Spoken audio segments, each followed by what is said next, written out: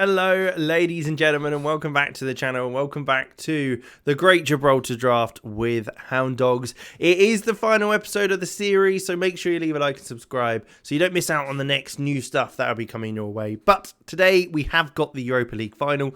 We'll take a look at the review of the season as a whole as well after that, and just see how things have gone. There are a couple of things of note first. Schedule-wise, something to update you on is that since the Dortmund game, where we did very well, we beat Lynx 5-0 in the league and Europa Point 2-0. And we also won 9-0 in the Intermediate League Cup. A very comfortable victory in that one. So we have got another trophy added to the cabinet, which is very nice. But it would be even better with some European awards. Now, there has been another transfer to make note of. Well, there's been a couple. So we have brought in Fernando Sandoval. You would have probably seen a little bit of that. Looks a half-decent striker, to be fair. Ready for next season. Once he's finished his loan back to San Lorenzo. And Juan Abarca as well is another one, a winger who's going to be joining the club or has joined the club already in the under-23s.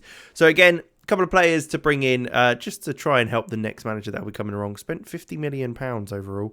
And there are a couple more that I've put a couple of bids in for. But with that, we have unfortunately lost Daniel Perez to Al Ittihad for 4.8 million. He said he wanted to go. I didn't want to argue with him because I want our morale to be so good for the final. I was kind of hoping he'd still be here for the final. He's not. He's already gone to Al Ittihad.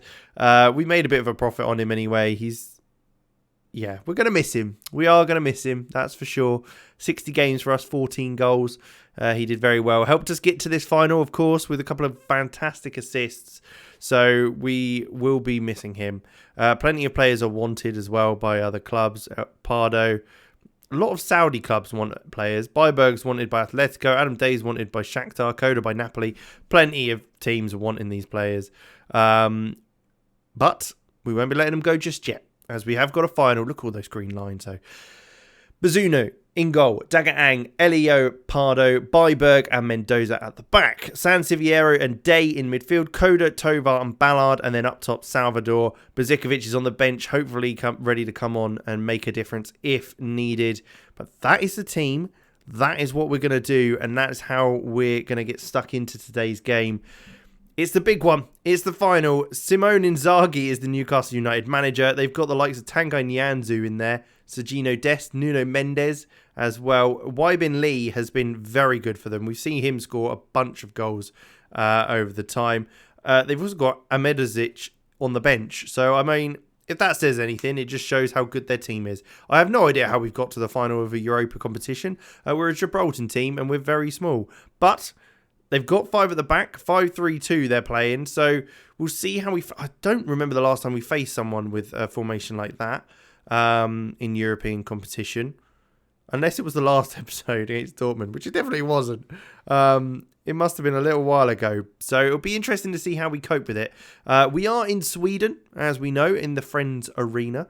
So it'll be interesting to see. But Byberg to take a free kick early on. First couple of minutes. Day looking back to Byberg. What can we do then? Can we keep hold of the ball? Not do anything silly.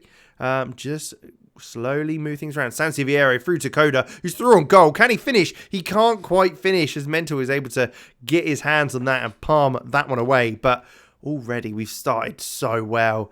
The boys are up for it today. I don't like giving them a team talk, but you can talk to them about the final chances and title chances and all this stuff. Don't like doing that because it always goes wrong. And the boys know. They know. I don't have to say anything to them. As Lee Wei-bin has been put through on goal, and he does tuck it away. We knew he was the danger man. We knew it. And their first opportunity, really, through on goal, and he does tuck that one away. We need to make a difference now. We need to get on it. Fabry looking to Garcia, to Saraj, who played it through to Lee Wei-bin, who's just tucked that away. Interesting to see such a good Chinese. I'm assuming he's Chinese. That's probably not great to do. But looking at the name, it seems Chinese. A player to be so good and so influential. But a ball through, San Siviero. Oh, it's a beautiful pass. And Salvador just can't tuck it away. He's been banging in the goals this season, but he just can't put that one in. as it's been put on a plate for him by Sanseviero, who's just been so good this season. Like all the boys have to get us to this final. It's a day out to enjoy as they do head over the bar, but it's not just to enjoy though. I think we can get something from this. We just need to react to that initial poor outcome so far, as Des receives it on the right hand side. We're looking at press. Mendoza's giving him some trouble. Garcia, Sarraj into Lee Wei Bin, who dinks the keeper, and it just goes over the bar. It's hit the roof of the net and just trickles down the back. So we get away with it once again. They're getting a couple of chances now, as I guess we're trying to go forward more and more as the game progresses and try and create something. But so far, it's been limited for our opportunities other than the very first couple of minutes. And so I am kind of thinking we need to move things around a little bit. Mendoza's not been great, but we haven't really got anyone to bring on there. Bezikovic is probably the first name that we need to think about bringing on. Do we put him on up front and take Salvador off? Or do we want to keep him on and maybe take Lorenzo Coda off? I think that's what we got to do. We got to just kind of put as many goal scoring threats on the field as possible. Coda's been very good this season, so it's a hard decision to make to take him off, but he's just not on it today, as Tovar will get to that header. It's a great flick on. Nyanzu heads clear, but we are able to get that back with Daga Ang now on the right back position. Finds Tovar back into Day. Tovar again. He's inside to Salvador. Can we make a move here? It's a ball over the top to Salvador. Can he tuck it away? He does put it in, but I'm a little bit concerned that was offside. It looked very, very tight if it was, or wasn't, I should say, because it felt off. Do you know what I mean? When you feel that, it felt like it was offside, and it was. That's a real shame, as we worked it quite well. It was a lovely little dink by Adam Day just to get it over the top to Salvador, and he did take it quite nicely. But yeah, he is offside. You can tell. I mean, it's very close, but he is offside. He did well to take the touch and take it past the keeper to some extent and slot it in. But again, we need to keep working hard, because Sarraj won't be able to get that one. It falls out wide now. Mendes not able to get there as Daga Ang does get in front of him. Bezikovic, can you use your pace and acceleration now to get past a couple of players? He does, but his little layoff wasn't very good. And that kind of caused us a bit of issue, as Lee Wei Bin will look through to Garcia, and he's through on goal, and he smashed it in. Byberg's not shown himself in great ability there, has he? He did him for pace a little bit, I'd say. But, yeah, not ideal. It's a good goal by Newcastle. But, yeah, Byberg, you've got a yard on him and you're not getting there. And he smashed it from the edge of the penalty box. So, not great. Not great at all. And with only half an hour to go, it's looking less and less likely we're going to be able to get back in this as things stand. I don't want to really go too much more attacking because it just makes me nervous. Nyanzu back out wide to the other centre-half. Fabry receiving it. McKee, again, being pressed this time, though. And he does well. Tovar nods it down, and we just can't get onto it. That's the thing. We just can't quite latch onto these balls that for so many games we've been able to do. They've just maybe got that little bit extra edge to them. I think we were maybe a little bit gifted with the route we got to the final, but you got to beat what's in front of you, like we said. And Lee Wei Bin gets a second goal of the game. Third goal for Newcastle. I think it might be over. We knew it was going to be a hard one. We knew this was going to be the toughest test we'd have to face. Bezikovic will pop you up top. Rog will come on that right-hand side. But yeah, it's one of those, isn't it? It's one of those that's a bit of a shame. Mendes whips it in. Headed away, not quite. Garcia's not quite able to squeeze it in at the far post, or the near post from the corner, as we reach the final half an hour. We're going to have to go attacking. We can't just sit here and not do anything more. As Bezikovic, I'm hoping, can make some difference now that he's more central, but it's looking less and less likely he will, with Salvador off the pitch now as well. Raphael will bring you on for Ballard. Why not? Might as well.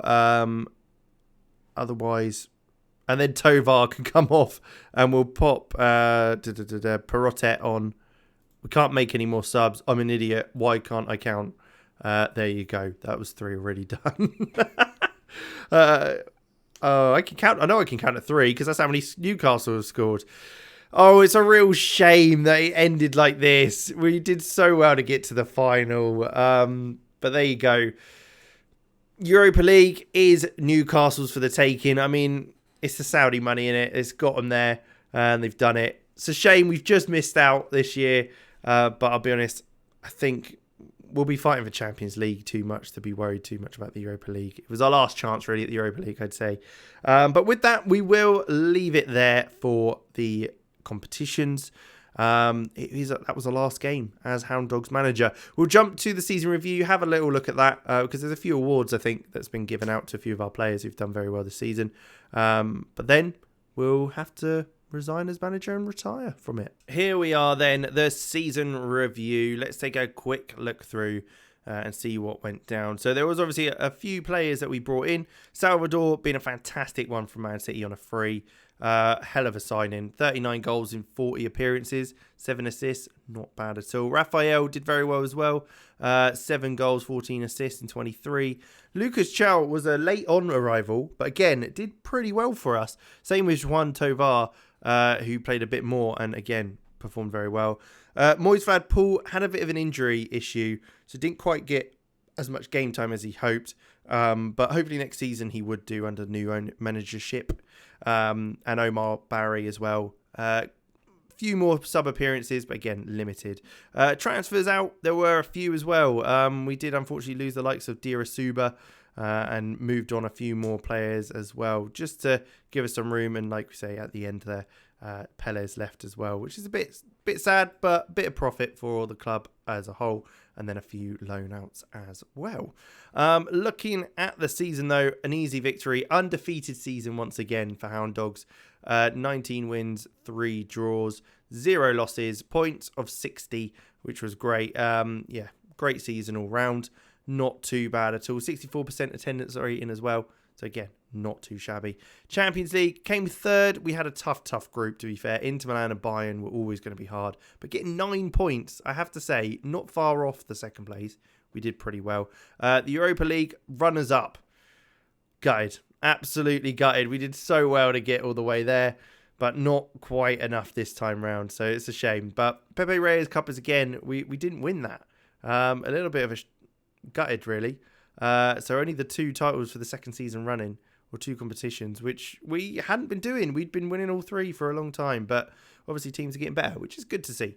Intermediate League Cup, though, we did win that one reasonably easy in the end.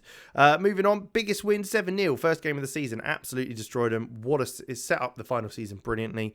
Match to remember was the 2-1 against Antwerp. Bit of a weird one to remember, considering we've had plenty of other games that have been much bigger. And then goal of the season was Days against SK Austria Klagenfurt in the group stage of the Champions League. Looking at finances and annual revenue, that side of stuff, we made a little bit of money on the sponsorship deals. Broadcast revenue went down. Corporate and hospitality went up. Competition prize money went down as we were in the Europa League, not Champions League. And matchday commercial and retail went up a little bit. A lot of sales abroad, which isn't too bad. Shirt sales, 3,657. Salvador, Bozicovic, Day, Koda and Ballard. All players I'd probably expect people to want to get, especially Salvador and Bozicovic. But Salvador was the front runner on that.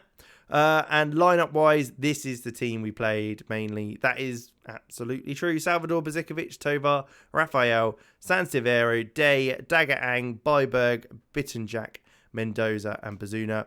It's just a shame Bittenjack left. It always leaving. That's why I kind of stopped playing him halfway through the season. Accolades, Manager of the Month, Manager of the Year as well, which is very nice on my last one. Fans Player of the Season and Young Player of the Season, Fran Bozicovic, not surprising. Signing of the season was Salvador, as expected. Goal of the season, Adam Day, as we saw. Top goal scorer, 39 goals. That's a massive number of goals. Salvador, Rafael with 14 assists. Otherwise, you can see there. Competition awards, plenty. Bezikovic won, this could take a little while, Fans Gibraltar National League Player of the Year, Gibraltarian National League Player of the Year, Gibraltar National League Challenge Group Player of the Season, Fans Gibraltar National League Young Player of the Year, Gibraltar National League Challenge Group Young Player of the Season, Gibraltar National League Young Player of the Year. So he won all of those things.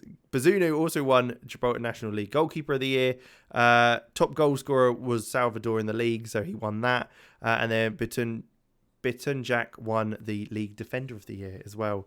So there's a few things that have been won in there by our players. Elio Pardo did get worse discipline though this season. 11 yellows and 2 red cards, which is quite hard to do in a 22 game season. That's over half the games you've been booked in. So yeah, watch out for that. But there you go. That is it. That is done and dusted with Hound Dogs and the Great Gibraltar Draft. It was a bit of fun. Bit of a shame we didn't quite get the Europa League at the end of the season this year. But hey ho, it happens. We will be coming back for another 5 and 10 year checkup on them just to see how they get on in the next episode. So keep an eye out for that one. But otherwise, I have got something planned. It'll be a little bit different. Won't be every day or anything like that. So it'll be a bit more sporadic, but hopefully it'll be a bit faster pace and a bit more exciting on that front. But with that, we'll leave it there. Thank you very much for watching. Make sure you leave a like, subscribe to the channel, and I'll catch you in the next one.